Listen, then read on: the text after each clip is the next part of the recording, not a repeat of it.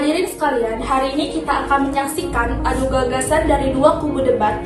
Di satu sisi ada tim pro yang siap mempertahankan mosi dengan argumentasi kuat dan terstruktur.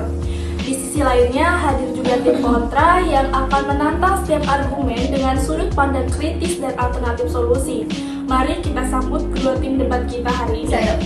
Memasuki sesi debat, izinkan kami memperkenalkan peserta debat hari ini. Di kubu tim pro hadir saya Eki Anissa Putri dengan NPM 2316041057 sebagai Pro 1.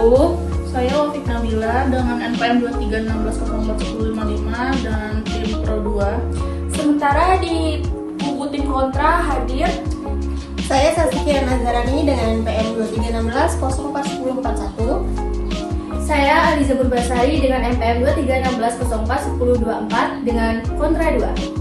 yang akan menyampaikan penolakan terhadap mosi debat pada hari ini. Selamat datang dalam mini debat hari ini. Tema yang akan kita bahas adalah pembangunan berbasis kehutanan, solusi pembangunan nasional atau justru legalisasi deforestasi.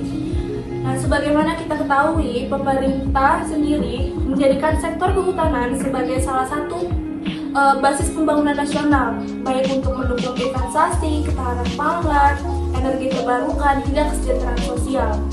Namun, di lapangan kebijakan ini memunculkan dilema yang besar, karena setiap pembukaan akses ekonomi terhadap kawasan hutan hampir selalu dibarengi kekhawatiran tentang adanya deforestasi, konflik agraria, kerusakan ekosistem, dan hilangnya fungsi ekologis hutan. Nah, pertanyaannya, apakah pembangunan berbasis kehutanan ini adalah strategi pembangunan yang cerdas atau justru bentuk eksploitasi yang dibungkus narasi pembangunan? Mari kita mulai dari tim pro, gimana tanggapannya? Baik, terima kasih moderator. Kami mendukung pembangunan berbasis kehutanan karena hutan adalah aset negara yang harus memberikan manfaat ekonomi bagi rakyat. Artinya menurut tim pro sendiri, hutan itu tidak cukup hanya dilindungi. Nah, tim kontra sendiri bagaimana tanggapannya?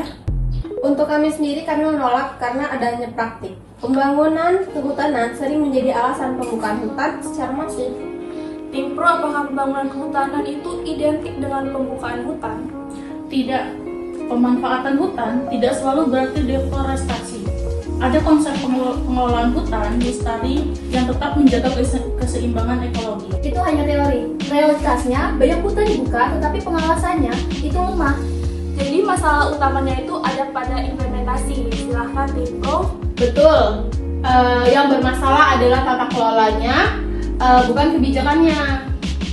Tapi kalau tata kelola belum siap, mengapa ekspansi terus dilakukan? Pertanyaan kritis dari tim kontra, gimana tanggapannya dari tim pro sendiri? Karena Indonesia tidak bisa menunggu sempurna untuk membangun. Negara tetap membutuhkan investasi dan lapangan kerja. Pembangunan tidak boleh dijadikan alasan merusak fondasi ekologis bangsa. Baik, tim pro, bagaimana Anda menanggapi kekhawatiran kerusakan pada lingkungan? Kami setuju, lingkungan harus dijaga, karena itu pembangunan harus berbasis zonasi dan pengawasan ketat. Masalahnya, zonasi sering dilanggar, izin tumpang tindih masih terjadi. Jadi menurut tim kontra, sistemnya belum siap. Benar, sebelum bicara ekspansi, benahi dulu pengawasannya. Kalau pembangunan terus ditunda, daerah sekitar hutan akan tetap tertinggal. Untuk tim pro sendiri, apakah ada alternatif pembangunan yang lebih aman? Ada agroforestry, biomasa, ekowisata, dan perhutanan sosial. Jika itu dijalankan, kami setuju. Masalahnya seringkali yang terjadi justru industri ekstraktif skala besar. Menarik, jadi persoalannya bukan pada istilah pembangunan kehutanan, tetapi model implementasinya. Bagaimana tim pro?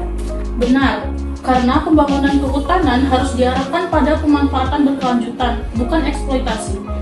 Namun, secara orientasi kebijakan masih mengejar investasi. Resiko eksploitasi tetap tinggi. Baik, kita masuk ke penegasan akhir dari masing-masing tim. Silakan untuk tim pro. Kami percaya pembangunan kehutanan adalah kebutuhan nasional yang harus diperbaiki adalah tata kelola dan pengawasannya, bukan menghentikan pembangunan. Kami percaya pembangunan itu harus berbasis keberlanjutan. Tanpa pengawasan yang kuat, pembangunan kehutanan hanya menjadi legalitas deforestasi. Baik, dari sesi debat hari ini, apakah dari dua kubu ada rekomendasi? Kalau ada, kita mulai dari info sendiri. Sebagai solusi kami merekomendasikan pembangunan kehutanan berbasis zonasi ketat, sehingga hanya kawasan produksi yang dapat dimanfaatkan. Digital Forest Monitoring berbasis satelit dan AI untuk pengawasan real time. Insentif pajak bagi investor hijau yang menerapkan prinsip berkelanjutan. Penguatan perhutanan sosial agar masyarakat sekitar hutan jadi pelaku utama, bukan penonton. Kami percaya pembangunan dan konservasi bisa berjalan bersamaan. Untuk tim kontra, Rekomendasi kami berbeda. Moratorium pembukaan hutan primer dan kawasan bernilai konservasi tinggi. Audit total seluruh izin kehutanan dan cabut izin bermasalah. Utamakan revitalitas lahan kritis, non-hutan untuk investasi. Wajibkan free prior dan informed consent bagi masyarakat adat dan lokal. Karena sebelum bicara ekspansi, negara harus memastikan tata kelolanya siap. Kalau tidak, pembangunan berbasis kehutanan hanya akan menjadi nama lain dari deforestasi terstruktur. terima kasih kepada kedua tim dari debat hari ini. Terlihat bahwa kebijakan pembangunan berbasis kehutanan memang berada dalam posisi dilematis. Di satu sisi, kehutanan dapat menjadi motor pertumbuhan ekonomi, sumber energi, ketahanan pangan, dan pembangunan daerah. Namun di sisi lain juga, jika tidak dikendalikan dengan baik, kebijakan ini berpotensi menjadi pemicu deforestasi, konflik sosial, dan kerusakan ekologis jangka panjang.